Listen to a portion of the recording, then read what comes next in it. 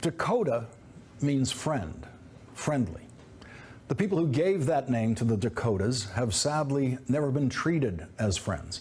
The people whose language was used to name the Dakotas and Minnesota and Iowa, Oklahoma, Ohio, Connecticut, Massachusetts, and other states, the Native American tribes, the people who were here before us, long before us, have never been treated as friends. They have been treated as enemies and dealt with more harshly than any other enemy in any of this country's wars.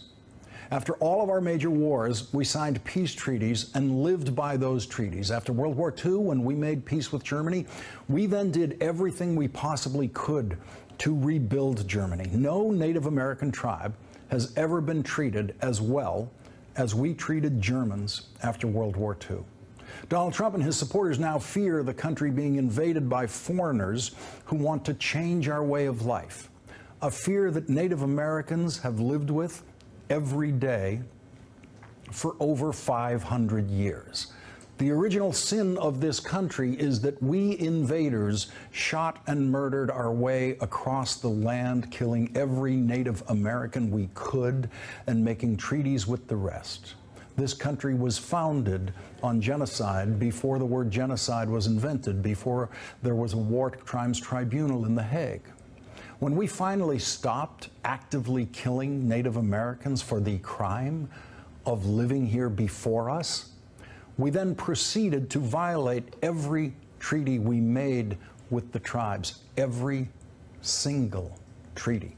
We piled crime on top of crime on top of crime against the people whose offense against us was simply that they lived where we wanted to live. We don't feel the guilt of those crimes because we pretend they happened a very long time ago in ancient history, and we actively suppress the memories of those crimes. But there are people alive today whose grandparents were in the business of killing Native Americans. That's how recent these crimes are. Every once in a while, there is a painful and morally embarrassing reminder, as there is this week in North Dakota, near the Standing Rock Sioux Reservation, where hundreds of people have gathered and camped out in opposition to an interstate pipeline being built from North Dakota to Illinois. The protest is being led by this country's original environmentalists, Native Americans. For hundreds of years, they were our only environmentalists, the only people who thought that land and rivers should be preserved in their natural state, the only people who thought a mountain or a prairie or a river could be a sacred place. Yesterday, a federal judge heard arguments from the tribes against the federal government's approval of the pipeline and said he will deliver his decision on whether the pipeline can proceed next month. There are now over 90 tribes gathered in protest of that pipeline. That protest will surely continue even if the judge allows construction to proceed. And so we face the prospect next month of the descendants of the first people to ever set foot on that land being arrested by the descendants of the invaders who seized that land. Arrested for trespassing.